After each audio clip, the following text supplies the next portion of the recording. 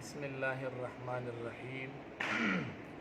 زما عزتمندو مسلمانانو، تمام امت مسلمه مسلمانانو، خصوصا زمون ملګرو ما سره ډېرې رابطې کړي دي د اختر باره کې.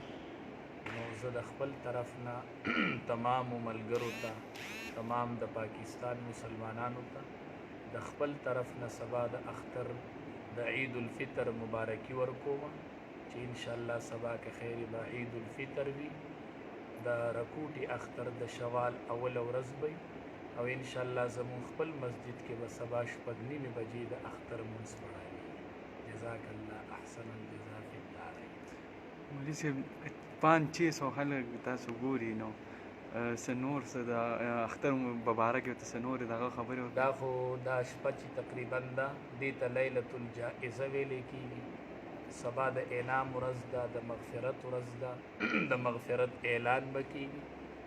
نو زه وایم چې څنګه تاسو د روژه کې خپل عبادات کړي دي، نو دا هم چونکې د اختر شپه ده پکار دا ده چې دا عبادت کې تېره شي، ځکه حدیث مبارک کې راځي چې کم کس د اختر په شپه باندې عبادت وکړي د قیامت په ورځ به د زړه نه مري، چې په کومه ورځ باندې به د تمامو خلکو زړونه مري په هغې ورځ باندې به د ده زړه ژوندی وي. نو پکار ده چې مونږ عبثیاتو نه، ناجایز امورو نه په دې ورځو باندې ځان وساتو.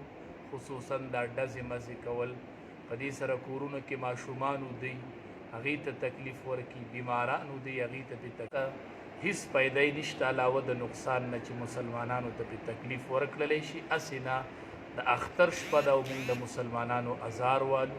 د خویندو میندو ډېر بیماران پکې دي، څوک په کینسر بیماران دي، څوک په کرونا بیماران دي. نو کم از کم چې د داسې امورو نه احتراز وکړلی شي او دا شپه په عبادت کې تېره شي، انشاءالله دا به مونږ او تاسو دپاره ډېره بهتر وي او دا به زمونږ او ستاسو دپاره د آخرت د نجات ذریعه او دړه د ویښه، خصوصا چې بار ملکیم کم مسافر دي هغې ته م وامه، ټولو ملګرو ته خصوصا چې زمونږ سره پیج کې وابسته دي، بار بار ما سره رابطې کولي. حال دا دی چې ډېرو ځایونو کې میاشت لیدلی شوې وه، په هغې وی چې مولانا صاحب تاسو څه وایې؟ ما وی مونږ ته لا اطلاع نه ده راغلې.